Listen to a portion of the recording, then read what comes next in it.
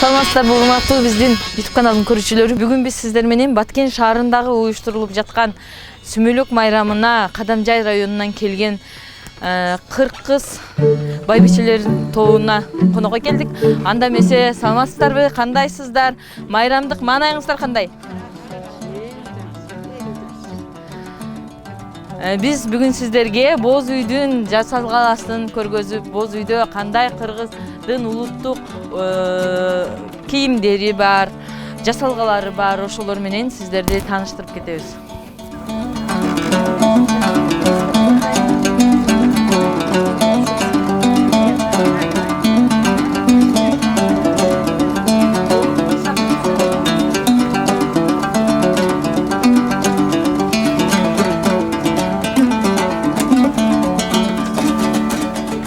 Урматтуу элим, бардыңыздарды Норуз майрамыңыздар менен чын жүрөктөн куттуктайм.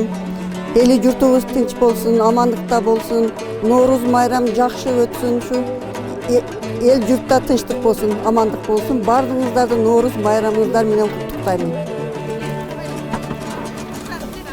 Көктө тиреп заңгыраган,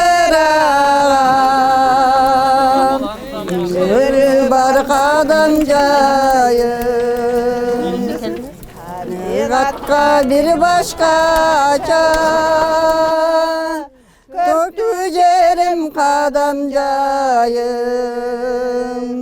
Республика боюнча уюштурулуп аткан Норуздун салтанатыга арналган Сүмөлөк майрамыга келдик. Кадамжай шаарынын мэриясынын алдында түзүлгөн Кадамжайдын 40 кызы коомдук бирикменин шайыр апалары, чебер, уус чебер аялдары менен чогуу келдик. Казаның кайнап турса, дасмалың жайнап турса, чырпыгың чынары балап, мөмөсүн байлап турса, жаркырап жайнап эми, жашоодо барда себеп, айткала мындан артык, адамга эмне керек, айткыла мындан артык, эй, адамга эмне керек.